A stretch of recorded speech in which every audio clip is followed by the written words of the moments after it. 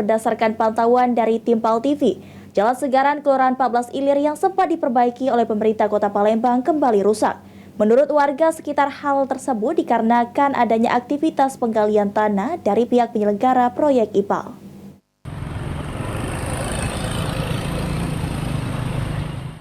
Meski sempat diperbaiki oleh pemerintah Kota Palembang, Jalan Segaran Kelurahan 14 Ilir masih dipenuhi lubang. Salah satu warga setempat, Daen, mengatakan sekitar sepekan terakhir, PJ Wali Kota Palembang bersama jajarannya meninjau dan melakukan perbaikan Jalan Segaran dengan menimbun tanah menggunakan batu dan keramik.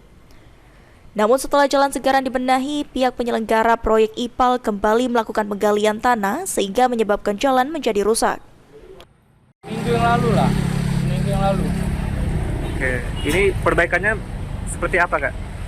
Ya paling dari Pak Ratu Dewa ditimbun tanah gitu kan, batu-batu kayak itulah. Oke, namun hingga kini masih terdapat kerusakan ya, Kak? Ya masih, ini jalannya kayak ini.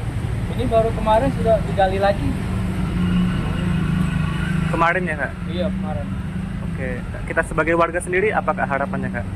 Ya, kalau bisa lebih bagus ke lah jalannya kan. Susah juga, kasihan orang kan jatuh semua kalau naik motor jatuh. Warga sini ya berharap bisa dibagusin lah. Sementara itu, warga lainnya Maulana mengungkapkan jalan yang rusak dipenuhi banyak lubang tidak sedikit membuat para pengendara sepeda motor jatuh. Warga berharap Jalan Segaran dan Jalan Sayangan sampai dengan Jalan Pasar 16 Ilir Palembang agar segera dipercepat perbaikannya. Ya semenjak ada mak ngomong tuh waskita ini. Dulu kan bagus. Nah kalau di sana itu bagusnya nggak waskita kan. Di depan Jet Lamo kan. Iya. Di Ratoknya kan. Nah depan bank itu kan. Bank itu bank BNI kan. Dia bagusnya nggak waskita kan. Ratoknya balik asal.